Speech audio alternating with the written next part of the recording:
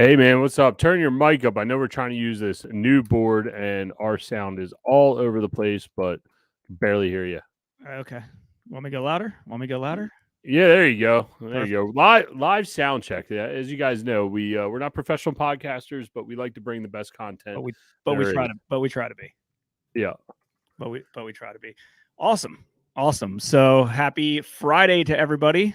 Welcome to the Real Estate Reserve podcast. Looking forward to a great guest today. Ian, you want to do a quick intro of Kyle and we'll get this thing going? Yeah, man. I was recently out at an event, and I know we've talked about this before on the podcast of like getting out to events, going to masterminds, going to speak with other people, and just getting in the same room of like-minded individuals.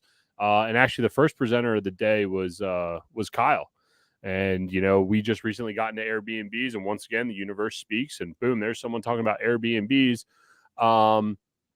And Kyle started talking about his portfolio that he's built, his massive Facebook group, how he's house hacking different houses and not actually buying all of them and co-hosting with people. It's a really cool story. You know what? Don't let me screw it up. Just bring Kyle in. It's way easier. Sure. Kyle, how are you? You were not screwing it up, brother. I appreciate it. What's up, guys? Jason, Ian, excited to be on here. Absolutely. Why don't we just start with just a quick background of yourself? Yeah, man. I mean, I'll give you the quick overview story. I was a wantrepreneur for 10 years. Started out of college. I thought I was going to be the next like ESPN play-by-play guy for the Chicago Cubs. I was a sportscaster. You can actually, if you're seeing, I've got the Cubs helmet behind me right now. Huge baseball fan, and that was my life. And then got into the real working world and realized I didn't like taking orders from other people. And we call that an entrepreneur, right? And so I started my own business. Crashed and burned that business really within 2 years, but just out of pride and wanting to make sure I didn't fail at something, I just made it continue to barely float above water for the next 6 years. And just along the way, realized like how much I needed help, how much like I just needed to check my pride at the doorstep and say like, all right, what are other people doing? And let me start learning. That's when I started listening to podcasts, watching YouTube videos. Found out about real estate, got into flipping. And then on my second flip, I decided to hold on to it as a long-term rental. And then I was like, wait. What if I do this as a short-term rental instead? And I'm in Fresno, California. I'm telling you right now, no one comes to Fresno, California for a vacation rental. So like all my mentors, all my friends were like, you're crazy. No one's going to book in Fresno. And I was like, I'm pretty sure I've got this thing figured out. I think I can make about 3.5 times as much per month. Wouldn't you know it? Month number one, made about close to 3.5 times as much as I thought I was going to make on a long-term rental. And I was sold and found out about how to be able to do Airbnb without actually owning the property like Ian was talking about. And so today, now not even 3 years in, we're 2 months away from being 3 years in. We're at 65 properties. And last month, I want to say netted just over $50,000.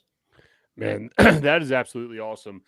Before we, go into the Airbnb, you kind of like just glanced over this little piece of like, oh yeah, I had a business and I failed and I just kind of moved on. Like, can you talk somewhat about that experience? Because like, being a sportscaster, that's super high level, similar to being a professional athlete. Like that took up a lot of your time, a lot of dedication. Like what was that transition from there to having a business? And like, where do you think that failure kind of happened between those two things? Oh no, Kyle's frozen. The subject, man. I was trying to move on. No, yeah. Just kidding. Oh, am I good? Can you hear me? Yeah, there you go. Can you hear me? Yeah, you were frozen for a second. Yep. You're good. Go ahead. Oh, okay. Okay. Sorry about that. I was just saying, man, I try to glance over that because it's like, one of those things that you're like, man, I failed, but you're right. Like, you got to fail a little bit every once in a while to get to where you want to be. And so for me, I was like you said, sports anchor, and actually in the sports world for my first business where I was making videos for high school athletes. And are you guys still there? I just want to make sure. Yeah, we're here. Yeah, we're here. Okay, cool. So making videos for high school athletes, and if you've ever started a business, like shiny object syndrome, right? Like it's a real thing. And so I started working with all these clients that were like, well, can you also help us get connected with college coaches? And I was like, sure, I'll try that. And what I realized is like, I don't think fake it till you make it is a real thing. I'm sorry. Like, I know a lot of people say that that's something you should do, but like in very particular situations does that actually work, because I tried to fake it till I made it in that. And what I did is I just completely spread myself thin, and I was trying to wear way too many hats in this business. I was trying to be way too many things to our clients, and it capped us out, and it created a huge bottleneck in our business where we were, not able to expand because we were just spending so much time on clients and not charging enough. And so, but I didn't have anyone like sitting there telling me like, hey, you're doing this wrong. And so like looking back at everything I know now, I would go back to myself and say like, no, just focus on what you're good at and stop trying to be everything to everyone. And that was really like the biggest learning lesson out of that. But honestly, like, if you're not failing, then you're just not trying enough things. Right. So like that wasn't the last failed thing. I went into an MLM after that. I went into sales. I was doing a lot of different things. And so for me, I just knew that if I kept on trying, one of my mentors, who actually is the owner and founder of Max Preps, if you guys know Max Preps, it's a high school like photo and stats website for high school athletes. He told me, he was like, I failed at 17 businesses before I hit my first $1 million business. And so I knew if I just kept trying, something was going to pop, and it turned out to be Airbnb. Nice. So how did you go from what you were doing, other entrepreneur type stuff, MLM, your stuff for high school students? How did you make the transition into the real estate game? Yeah, that's a really good question. Actually, a good story there too. My dad got diagnosed with bone cancer in 2016, and I moved back I was living in Arizona at the time, and I moved back to California, where I swore I'd never move back. But as soon as family becomes number one and something urgent like that happens, like, there was just no question about it. I was moving back home. And so he got diagnosed in 2016. In 2018, he was now on hospice. And I was in the MLM world, like I mentioned, and I told my whole team, like, hey, I have to be with family right now. I can't do anything else except for be there for my mom and my dad right now. And in about a month's time, my quote unquote MLM passive income got cut in half. And I realized like, this is not, I want to say, first of all, the industry itself, I really love, because it helped me to be able to learn what passive income was. It helped me to be able to start working on my mindset. It taught me self-development. And that was something I'd never been exposed to before. And so I have a lot to think about for that industry, but the biggest issue was it wasn't as passive as an income as I thought it was going to be.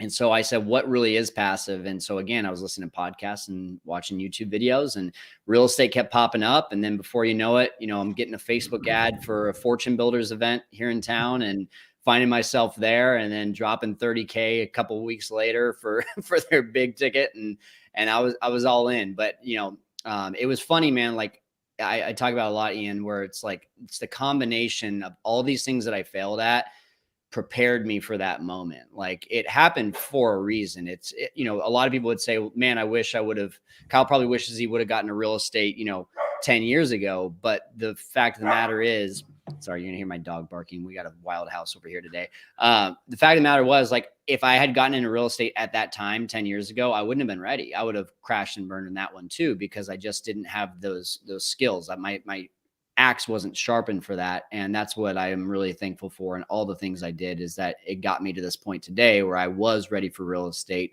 because I developed all those skills along the way.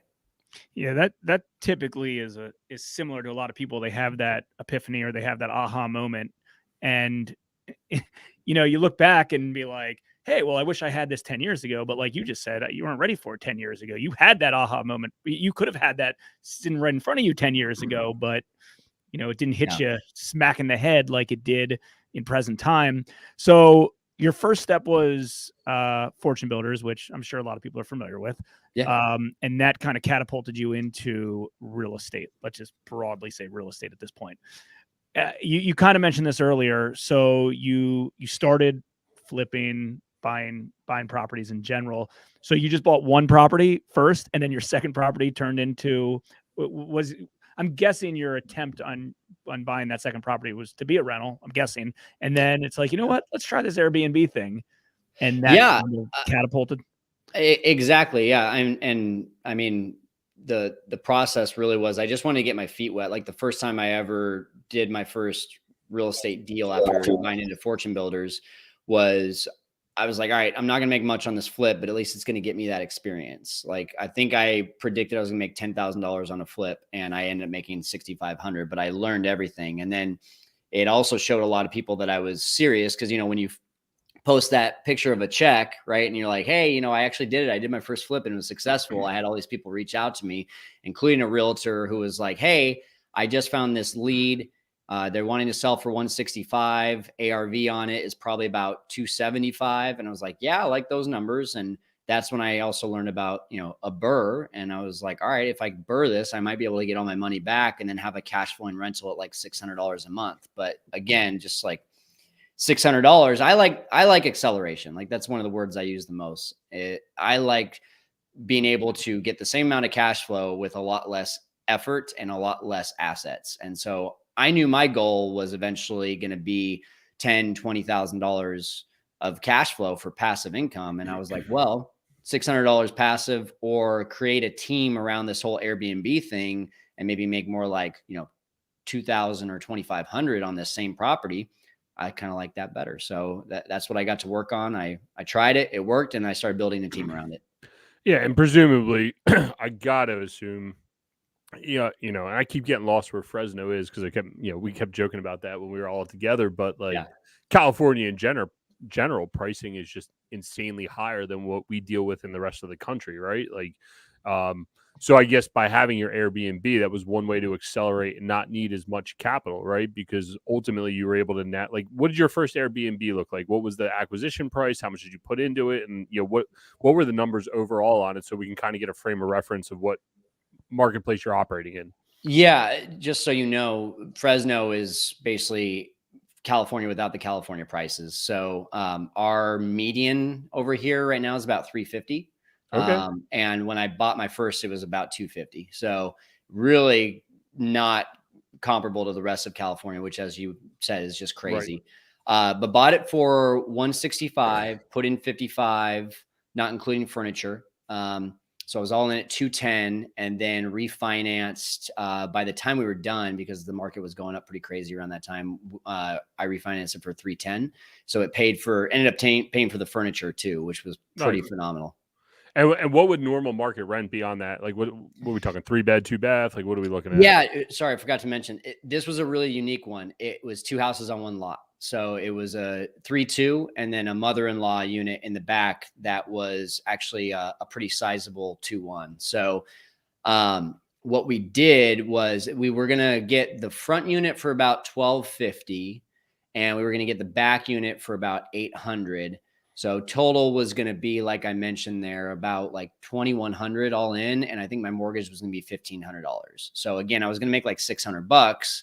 And then after doing the math, I also didn't really know, like, would a big house work for Airbnb? So I actually found a tenant for the main house and convinced them to be kind of like an on-site manager, cleaning, and if there was repairs, doing that. And it's worked out great. They still live there. It's been almost 3 years now. They're one of my best tenants. By the way, also Section 8. And then the back unit we put on Airbnb, and we get on an average about $90 to $100 per night. And so now, instead of getting, a gross of $2,100, after paying for utilities and everything, I'm grossing right around about $3,500 to $4,000 and making that $2,000 to $2,500 net per month. Yeah, that's absolutely awesome. Now, like, when you were looking at your first Airbnb, and I just went through this because we opened one similar situation. It's not a vacation town. It's where we grew up outside of Philadelphia. Everyone's like, yo, you're insane. But what we found, our demand was, everybody grew up in town. Now they all have families and kids, and they can't stay at mom's house or grandma's house because there's just not enough room when all the kids come home with their families. So that's been some of our market demand. One of the problems we had was trying to figure out pricing. Like, when you were doing your first one, like, how'd you sort out pricing versus, like, how are you sorting out pricing today, or using AirDNA or one of those types of services? Yeah. First of all, what you just mentioned, like, I think that's super important too, right? Like, if you're just coming into town for family, and that's the number one reason people come to Fresno too. But I'm also in Phoenix, Arizona, and also a little town outside of Fresno called Bass Lake, which is a cabin town, where most people in those towns are going for vacation reasons. So they're going to be willing to pay more of a premium. So it's just like doing an ARV on a house, you want to do almost an ARV on your nightly rate for Airbnb. So when I first started, I didn't know about these technologies out there like AirDNA, which is like the MLS of Airbnb. You can literally look on there and see like what is an average 3-bedroom, 2 house getting on a nightly rate around your area. I didn't have the knowledge of things like dynamic pricing, like Price Labs, which is what I'm doing today, where it just automatically prices it for you. I gotta hop in here. Price Labs is the best thing known to man, and we can get into that in a second. Isn't it awesome? Yeah. And the CEO of Price Labs is awesome too. Like what I love about this industry is that like the technology of short-term rentals is still so new that like even the people who have developed these things are like, we want to talk to hosts and like see how we can make it better. And that's what I really like about it. It's a really close-knit community.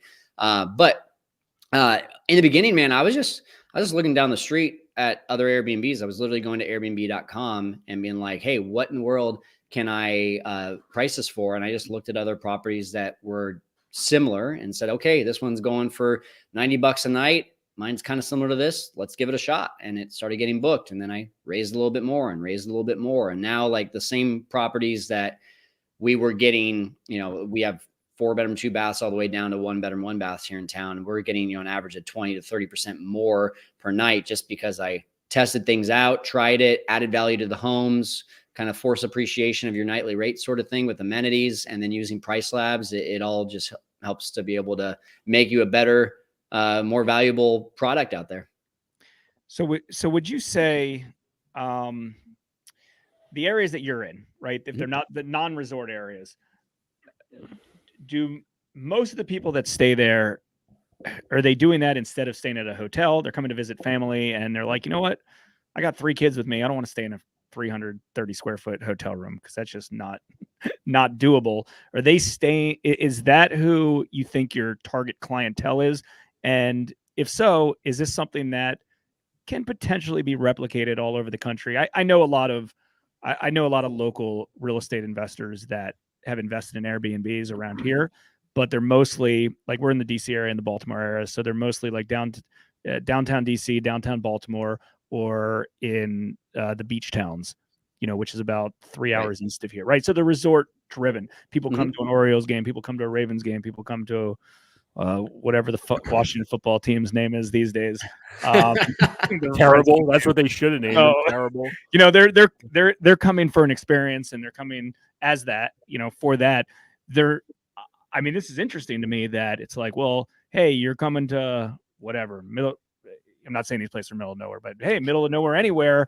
And instead of staying at a Hampton Inn, it's going to cost me similar price to just stay at an Airbnb. Like, is that where is that a lot of this clientele? Yeah. I mean, I see where you're talking about like a different type of clientele, but I really do think the reasoning is still the same, no matter if it's a resort feel or, just someone coming into town to see grandma and grandpa, especially since COVID hit, like common touch places and, going on an elevator where you're trapped with someone else who you don't know who they've been exposed to. Like it's a whole nother layer of things right now. But even before COVID, like Airbnb has become the sexy way to travel. Like you literally, even if you're going to Fresno, California, you're like, hey, check out this Airbnb that I just booked. And you get to pull it up on your phone. You get to show your friends and they get to see the professional photos and like, oh, that's pretty cool. That one's got a massage chair. That one's got a hot tub. That's, you kind of feel like you got some bragging rights. So it's already kind of like a bragging right sort of thing for you. And then people, I also think just like dealing with people rather than dealing with companies and conglomerates. And so when you book an Airbnb, you have a host who most of the time, like most hosts are not like me where they're doing a bunch of different Airbnbs. It's typically a host that's like, hey, we used to live there. And so we really care about the house and we know where all of the little, tricks and tips are in the house of like how to have a great experience. And so they know that like when I call someone, I'm not going to get the front desk who's just going by, a set of values. They're usually going to go talk to a human who's like, hey, yeah, I want you to have a great stay. And so I'm sorry that, there's no hot water. Let me see if I can get someone out right away. And oh, by the way, here's $10 to DoorDash or $20 to DoorDash. Sorry about the inconvenience. I just think it's more of like people wanting to book with people and having that kind of experience over anything. I can see that. And when you're saying Airbnb, are these just listed on Airbnb? And Ian, this question could be for you as well. Are they on VRBO or other competition? I do Airbnb, VRBO, Furnished Finders, which is really just for nurses, and then I also do a direct booking website, which is once you get to a certain level in your business where you have enough options for people and they want to come back and visit again, now you can cut out all the Airbnb fees, keep those for yourself, or at least like kind of split it in half there, so you're making a little bit more and they're getting a little bit of a discount. And that's really the wave of the future for all this. Love Airbnb. I rep Airbnb anytime I can. But at the same time, I'd much rather have 100% control of all my clients that are coming in, or all my guests that are coming into my house, rather than hoping on a third-party company to keep their doors open. Well, especially if you have a lot of assets in one particular area. I mean, I know in vacation rental areas, people have very clever websites, domain names, and business models based on that because they own 6, 7, a dozen assets. And again, it just all of it goes to the bottom line. Yeah, especially these repeaters. It's interesting. It's interesting, and I think a lot of people can kind of learn from it, because I think a lot of people probably do this on a one-off basis, and maybe I'm wrong about this, but maybe they don't think about the actual business aspect of it. It's like, oh, I bought this property. At least I feel like, and Ian, correct me if I'm wrong, at least a lot of the people I know that own Airbnbs, it's, well, I bought this property and I was going to keep it as a rental property. It rents out at, $1,400 a month, but I could just Airbnb it and I can get $2,500 a month. So that seems cool. I'll just kind of go in that direction, instead of kind of thinking as, hey, listen, this property worked in this particular neighborhood. There's demand for more. Let's go buy another one. And let's go buy another one. Let's buy another one. And all of a sudden, you have a nice little hospitality business. Is that the right term? Hospitality for this?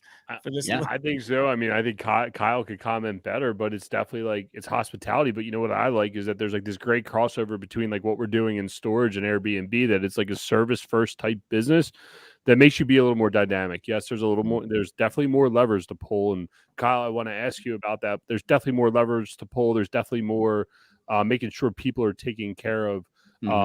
When people are staying with you, it's not just, hey, come to my house and it's over and done with.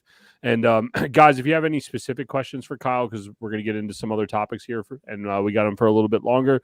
If you guys got any questions, feel free to post them in the comments. But Kyle, I do want to ask you, and you started to allude to it, like from a service-based business type, like what are some things that you suggest to do to make your Airbnb stand out, or some like must-dos or do-nots when you are hosting someone?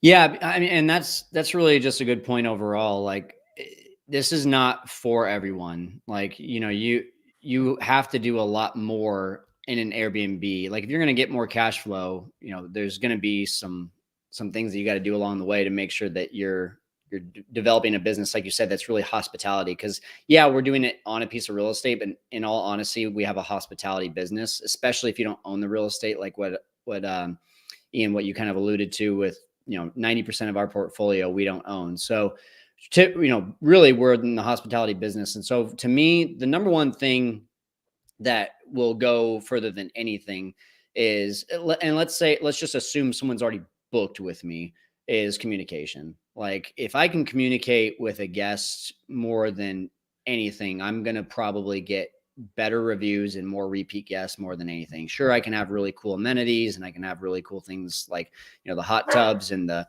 Peloton bikes and, all these different things all over the place that like are going to attract people. But if I have shitty communication and, guests are not going to want to book with me again. Sorry, the dog is hearing the I mean, that's not a part of your stay, the dogs. I mean, one thing we found is being pet friendly. We've picked up an extra, I would say on average, we're averaging 20 to 25 nights. And out of those 20 to 25 nights, I'd say about half maybe a third of the stays are asking if we're pet friendly, and it's an extra $50 or whatever, it's extra money. So it's funny, man. Just about every place that you go, there's some studies out there that say about 3 to 5% of homes are actually pet friendly on Airbnb. And so already you're going to start getting a niche that most people are not willing to have. So yeah, you bring up a really good point. Pet friendly is definitely a way to go. Another thing is just professional photos. Like if you don't have professional photos on Airbnb, then I'm sorry, you're living back in the early 2000s when Airbnb just came out, thinking that you can just sit and get booked. Like professional photos not only make a difference from a guest perspective on if I should book this home, but also from the algorithm. Airbnb has an algorithm that they're going to rank you based on a lot of different things. And one of the number one things is the pixels on your photos. If they're highly pixelated and really high quality, then you're going to get a lot higher in that ranking. And that's just one of dozens and dozens of things that they rank it on. Yeah. What few things I was going to add. So let's talk about the pet friendly thing. Yeah. Because has that, and again, I don't know how long either one of you guys have owned these assets for. Like, do you think that, do you think the wear and tear is worth having the pet friendly aspect of it? I guess there's probably a bigger deposit. Yeah, well, you can upcharge, and it's pretty easy inside Airbnb. But we bought a house that already had an outdoor, like, I'm not a dog guy, but an outdoor like dog kennel, already fenced in area there, so everybody sees it in the photo and says, "Oh, by the way, can I bring my dogs?" And then you get a picture of them. So far, it's been fine. I mean, for us anyway. Kyle, I don't know. Are you guys pet friendly? Yeah, we actually have transitioned to pet friendly. Although I'm hearing now that you're not a dog fan, I might want to just jump off this podcast right now. Yeah, I'm sorry, man. Hey, at least I'm honest. I'm not gonna sit here and lie to you. It's just if I had a huge farm and a bunch of acreage, I'd probably have some dogs. I don't like them in the house. You're good. No, just to your point there, Jason, like the wear and tear, right? So what's great about having a short-term rental business, especially if you're hosting people on a site like an Airbnb or VRBO, is that there's typically going to be some sort of protection and insurance that comes along with that. Now, does it always work out? No, but most of the time it's going to. So if I say, hey, yeah, you can bring your pet, it's $100 for the pet. I just made an extra $100. Let's say the pet pees or the cleaner has to do a little bit more cleanup. All right, it cost me 20 or 25 or $50. I still netted more money. But if they put a tear in the couch or something like that, as long as I have picture proof, I'm submitting that into Airbnb or VRBO, and they're typically going to reimburse me for that. And if you have a really good pre-screening process, especially with guests that have multiple 5-star reviews and have reviews that actually say like, hey, yeah, they brought their pet and the pet was great, no issues, then you can start realizing like who's going to be a problem and looking for those red flags before they even enter your house. And for that reason, because we have our systems really tight on that, we felt really comfortable with becoming fully pet friendly on all the houses that are allowed to have pets. And I guess the 5-star review thing, like you said, is good. And I'll give you an example. So, we have dogs. We have one dog now. I've had multiple dogs in the past. And anytime we look to go away for more than like a week, my wife's like, well, can you try to find a place that's pet friendly? And and in my head, like that's the way she looks at it. In my head, I'm like, well, if we're going to find a place that's pet friendly, chances are there's been a lot of other people there that have brought their pets, and chances are it might not be that nice of a property.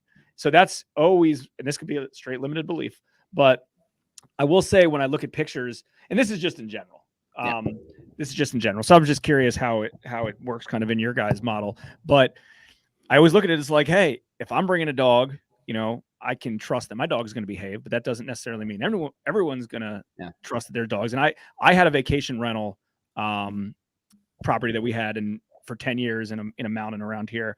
And I can tell you that the majority of the people that went to that property, and this was pre-Airbnb, and so we had a professional management company that was a big realty company in that area, and everybody, Jason's dating himself. That's all. Go ahead. Airbnb's how long is Airbnb? Like, when did it get popular? 5 years ago. It came around, I believe, 2008, but it really got popular, I want to say, around 2014. Okay, so Airbnb was around when I had this property, but like nobody was really right. It only works if people are using it, right? Right. It's like, hey, I list something on Airbnb. Well, if there's nobody that even jumps, there's no users, it didn't work. So this was before it kind of had users. The point is the property got, without animals, it kind of got torn up.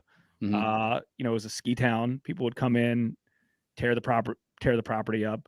And it wasn't like one instance. It's little stuff, it's little stuff here and there. So I'm just curious. This is more of, is it recommended for an Airbnb investor to be pet friendly? Does the extra income, does the convenience for pet owners outweigh the wear and tear? Potentially you have to remodel things quicker, and potentially deters people that don't want to be in an environment, or maybe are allergic to pets, to rent from there. That's where I'm getting it. I'm not hating. Yeah. I think it's just like any business, right? Like, you're going to run your business in a certain way that might be very successful, and I'm going to do it in a possibly different way to be successful. Let's even just jump off the pet idea for a little bit. I know people that have, like, one of my buddies is doing one in Orlando, and it's a 10-bedroom home, and it's like he's getting model, like, Millennium Falcon Star Wars stuff being put in there, theming the crap out of this thing. You're not going to be seeing me doing that. That's too much work for me. I don't want to do that. I've got a system. I've got a type of property that I look for, and I know it works, and I can just copy and paste and put that into my portfolio and go from 65 to 75 to 85 really quickly while adding cash flow. Where he's like, I want to get one of those. I want to try it. I want to be risky, and I want to have a lot of fun doing like some themed stuff. So it's that same kind of thing of like, do I want to do themes? Do I want to not do themes? Do I want to have pets? Do I not want to have pets? What's best for your business? What kind of people do you have on your team to be able to handle that kind of stuff? And we have an amazing team that knows, like, hey, you treat that Airbnb like a crime scene when you walk in there. Like, you're taking pictures before you're ever cleaning anything, so that we can see, like, hey, was there anything that was there before that isn't there now? Or was there anything that is now damaged that wasn't damaged before? And as long as we're doing that, as long as we have that picture proof, then we can just get about anything rectified. So for me, that's why we're pretty comfortable with doing pets. So I mean, you've obviously refined your operation, not only from a building standpoint, but also just the day-to-day operations. And I think you own 6 or 7 houses that are Airbnbs, and then the rest you started to co-host Arbitrage. What was your accelerator for that? And also explain, I guess, kind of how all that stuff works, and where you're taking the direction of your Airbnb portfolio. Yeah. So just so everyone understands, like, the traditional way, the way that everyone was doing it before, you own the house, you list it on Airbnb. Amazing way to create cash flow, just like what we've been talking about. The tough part about that is it's really difficult to scale, because if you're buying traditionally, you only have so many FHA and conventional loans that you can do, until you have to now do it as an investment loan. And now you're having to put 20% down on a home. And it's like, wow, you have to come up with a lot of cash. With the arbitrage model, you just rent it out, and then you sublease it on Airbnb with the permission of the landlord. So I just went from, call it let's use a $300,000 home as an example. If I had to do 20% down on that, plus furniture, plus closing costs, plus consumables, I'm touching 6 figures on getting an Airbnb up and running if I'm purchasing with a 20% down. If I'm renting it, I'm going to probably furnish it for $10,000 with consumables included, first month's rent, and a security deposit. I'm about $12,000 to $15,000 in. So I've just cut my startup costs by almost about 80%. So I can scale this thing a lot faster by signing a 1 or 2 year lease with someone rather than owning the house. But then what's really fun, and the way that I've scaled it, and about 90% of my portfolio, is the co-hosting model, where you are literally just managing the day-to-day operations for someone who already owns the home and is furnishing it for you, is buying everything, is fully 100% financially responsible to that property. They just don't have the time to learn how to do Airbnb or to do the turnovers, build the team. So we're just using our team as a management team to go in there and do it for them. It's not as profitable as arbitrage and ownership, but there's almost zero risk and zero financial startup. So it's a $0 overhead business to be able to have. And that's what I love about it, is now I can add a property and my team can grow with me. So, and that's one of the biggest things, is our culture of our team is so strong, because when we add a property, everyone wins. A cleaner gets another place to clean. They make more money. My CEO is going to make a little bit based on how much we're netting. My cleaning manager is going to be paid per property. Everyone is winning. And so for that reason, this zero overhead business of co-hosting is really an attractive way to grow a business. And when you co-host, so basically I think one way to explain it is you're a rev share property manager, more or less. The other person is going to go in there, do their whole thing. They might get some tips from you how to set it up. But in the end, you're operating it.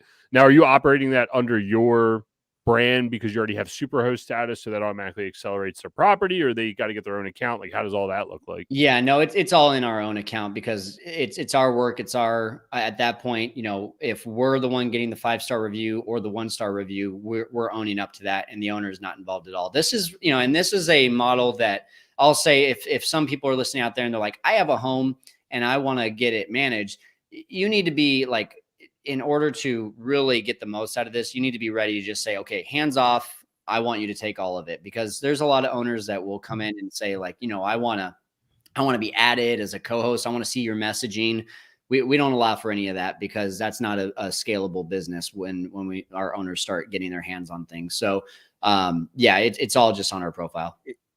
A few questions on these few different models. So the co-hosting, now, is that something that eventually, or maybe you're already doing now, is a nationwide thing, or are you just kind of doing that in a local market? Yeah, there's some companies out there, bigger companies, that will promote that they can do it nationwide. I think your quality of what you're doing goes down. For example, in December, we had over 100 reviews, and we had 99% 5-star reviews in December. So we have extreme high quality, and I would much rather keep the quality by being concentrated in a few markets rather than going to all these different markets. And suddenly, we're no longer super hosts. The guests are no longer having a good experience, and we're losing owners because we're growing too fast. So we find that it takes about 5 to 6 months to start a new team in a new market. And at this point, if I'm going to go into a new market, it's got to be the right situation. But like I said, there's other companies out there that will do it nationwide. I just haven't found any that do it with a lot of quality. Got it. So you try to ramp up, because you need vendors and service providers, I'm guessing. Exactly. You need the cleaners, you need the vendors, you need the interior designers, you need the runners, you need, there's a good chunk of people that you need. And the tricky part about it too is you need to have so much business for them that when they see your call come in, they're going to drop everything they're doing. They want to keep your business because they're getting 2 to 3 calls from you per week. If you're not at that level, then you're doing a lot of the stuff yourself, and then you're scrambling to try to fix a guest situation. Before you know it, you're getting back to back 1-star reviews, and that's just not a sustainable business. Yeah, Jay, I say it's probably somewhere between the hub and spoke model of self-storage, right? Like where we have one guy operating several facilities in one area, and when we were ramping up our single-family portfolio, and our contractors literally just came to us every week. Yo, what kind of work you got? I want to work for you first before I work for anyone else. Sounds like exactly what kind of Kyle's, right in between the two of them, Well, and what's the other model called? The arbitrage model? Yeah, rental arbitrage. Yep. That's like what the industry term is. That's just what it's called. Yeah, rental arbitrage. Yeah. Okay, rental arbitrage. So you're renting the property, with the agreement with the owner, because this is something that anybody can do right now, right? Like that's an easy, potentially really easy barrier to entry to get into Airbnb. Let's say you don't have the down payment, to get a loan on this, and you want to jump in and you want to potentially see kind of where it goes. So you're renting the property. I'm guessing you're probably starting on a short-term lease. Ideally, if it's, it works out great, you probably want to get into a longer-term lease in the future. But you start with a short-term lease, you rent it out, and then you're furnishing it, and you're, for the most part, short-term rentals, right? Yeah. And just so when you say short-term lease, if I'm confident in the numbers, I want to sign a 2 or 3 year lease, to be honest, because, if I'm putting $15,000 into a property, I'm probably not making my money back until month 6 to month 8.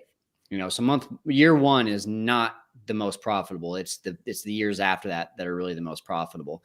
To your point though, I think when it comes down to it, like I want to find the property that is going to be one that I want to be in for a long time, so that I'm not trying to just dabble over here, dabble over there. I want to find the home runs so that when I do get that lease, I'm able to stay in for a long time. And the greatest thing is, guys, is that like once you get a landlord on board with you with this, like most of the time they're either buying another property or they have other properties or they know other people with other properties. And they're like, yeah, I was skeptical about this at first, but like legitimately, this is my best tenant. And I want to go and buy more houses or bring them more houses just so I don't have as much issues. Like when the faucet starts leaking, if I'm a long-term landlord, I'm getting a call from the tenant. If I'm a long-term landlord who's renting out to a short-term arbitrager, the arbitrage person is essentially acting like a manager. It's almost like a free manager because they're taking on all those issues now, and they're not going to bug me unless I have a leaky roof or I have a, whatever, like some of the major foundational things, the electrical stuff, the plumbing, like they're not going to bug me with anything that's minor. They're only going to bug me with the bigger things. And that saves them a lot of time too. Yeah. I think guys, anyone that's getting started and there's still a financial commitment here, but there's not going to get a mortgage and have like this massive commitment, right? Like leases might be a little bit easier to negotiate. If you're a little bit scared, it could be a great way to get started. But on top of that, it's also even a better way to be creative. Rev share with the property owner, pay him a little bit higher rent, maybe negotiate 6 months of free rent to do the improvements first, right? Like this is a chance for you to get real creative and use skills that you're trying to use, but you can't buy something.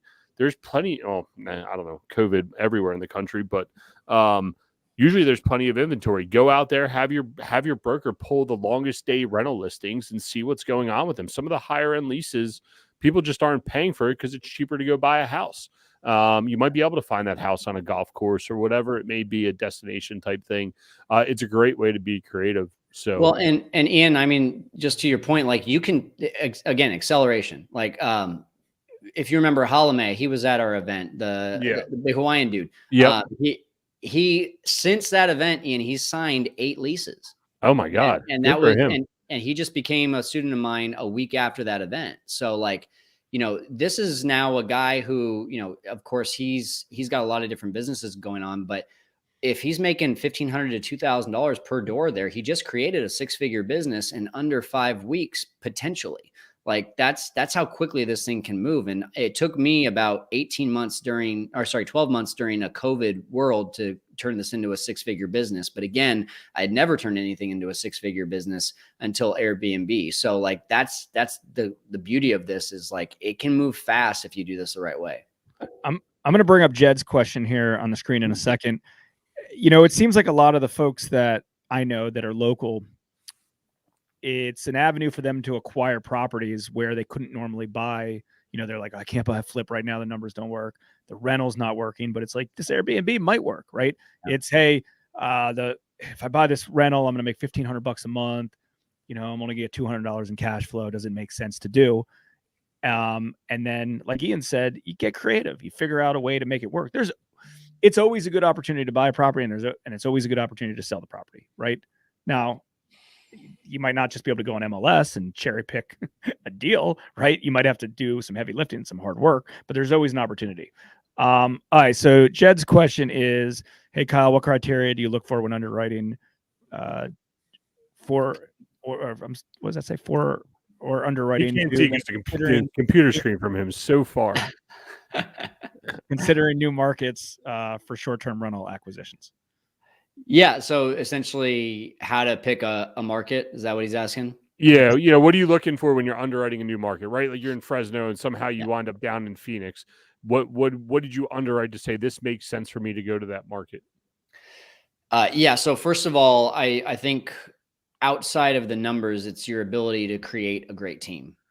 So putting ROI aside, I call it ROT, return on time. Like, are you going to have to go and fly to that market every single weekend and put all this sweat equity into it? And before you know it, like you're the only person. So like the reason I moved over to Phoenix is because one of my best friends said, hey, I want to do this. And I knew that he had all the relationships that we needed to be able to do this. So that's why I did that. Plus, once we got down to the numbers look great. So if I'm looking at a new market, I'm going on to airdna.co. And I'm going to just start with a free version. And I'm going to look at, does it have at least 200 rentals? And does it have a market demand or a rental demand of at least 70 out of 100? And if it has both those things, then I'm going to say, all right, now I'll buy the data and I'll start to really look at what is a good property in that area. And I start to define my avatar property in the market and start to just build a business ideally around that avatar property. Yeah, it makes sense. I'll tell you what, just my own experience, and that was a home market that we grew up in. We didn't buy a lot of real estate in. There's really good tool. I think AirDNA is probably is a good tool next to Price Labs. Price Labs, I still think. By the way, for those that don't know what Price Labs is, it's a dynamic pricing module, and we went from a $200 a night or $185 a night average to, we were getting rentals $300-$400 for nights that we even think about. It helps you dynamic price, which is absolutely amazing. Jay, you got any other questions? Because I think Kyle's left it all out here for us. No, it's good. It's a little bit different of approach than I think a lot of people that I know, because like we were talking about, everyone I know that owns Airbnbs are either in Ocean City, Maryland, Baltimore, Maryland, or DC, besides Ian's recent acquisition, his recent Airbnb. And I've heard of the term, the arbitrage game on this, because I heard arbitrage and a lot of stuff in real estate in general, but I didn't know anyone that was doing it. And I think that could be the easiest way to get into real estate investing. Well, no, I agree. I thought it was all bullshit too. Easier than even wholesaling. Yeah, no, well, I thought honestly, guys. Sorry, Ian, go ahead. No, I was just saying, I thought it was all bullshit too. Oh, rental arbitrage. It's like one of those, like, get into real estate, no money down. And then like Kyle gets up here. He's like, yeah, I did however many houses on rental arbitrage. I was like, excuse me, and there was someone else in the group, Noah, doing the same thing. And I was like, is this for real? So no, it is a great way to get involved in real estate. Sorry, go ahead, Kyle. No, I was just going to say, and that's the whole thing, right? Is if you can get into something that's low barrier of entry, a lot less risk. I'm not going to say no risk, but a lot less risk and crazy high upside. Like, it's such a win-win. And that's the majority of people that I help. They come to me and they say, I've been looking to get into real estate for a long time. I just haven't had the cash. I haven't had the relationships to be able to raise the cash. And so this seems like the easiest for me, because I've got $10,000 to $15,000 set aside, and I can try this once. And if it works, then I can do it again and again. And so, it's the real deal. What are you focused on, you think, over the next few years, 10 years, call it, in this space? I'm guessing your return on time, your return on your dollar is probably best spent, I'm guessing, in this asset class. Where do you think you're focused on? Doing the arbitrage game, managing others, or buying your own and having that and owning that actual asset and paying down mortgages, getting the benefits of owning real estate? Yeah, great question. I want to own more for sure right now, because when you've created a cash machine essentially that's allowing you to look at maybe buying a house every 3 to 4 months, just traditionally, that's really at this point where I'm just like, I might as well just start buying more assets. But it's hard to say no when I call the co-hosting model free money. My phone rings. I don't do any marketing. I have zero marketing dollars. And so when my phone rings and someone says, I want you to manage my home, it's like, all right, it's tough to say no to an additional $800 to $1,000 of cash flow every single month. So I'll say yes to that. And then for the arbitrage ones, because there is some setup, we're only taking the ones that'll make us at least $2,000 to $2,500 a month of net. We won't take on anything under that. But honestly, even more so, like, my goal in the next year is to help 100 students to create the foundations of a 6-figure business in the next year with Airbnb. So that's that's where most of my attention is going right now. I'm just making sure my teams in Phoenix and Scottsdale and Fresno and Bass Lake, that they're all good. And I check in with them for an hour about once a week. But then outside of that, I'm helping others to build a similar business. Yeah, man. Definitely sounds good. And I'll get my one last question in. You a podcast guy or a book guy? I am these days Audible guy. So I guess it's a combination of both. What's your go-to? What's your go-to Audible book? What was the last book you read, and what was the one that left you the most impact?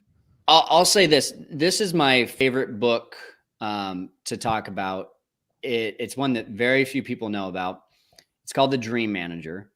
And The Dream Manager is essentially how to create an incredible culture in a company where you'll have no turnover. I would really highly suggest that book. It's, short story, janitorial company that has 400 employees. They have 110% turnover. And by adding a quote unquote dream manager to their business, they had 0% turnover over the next 6 months.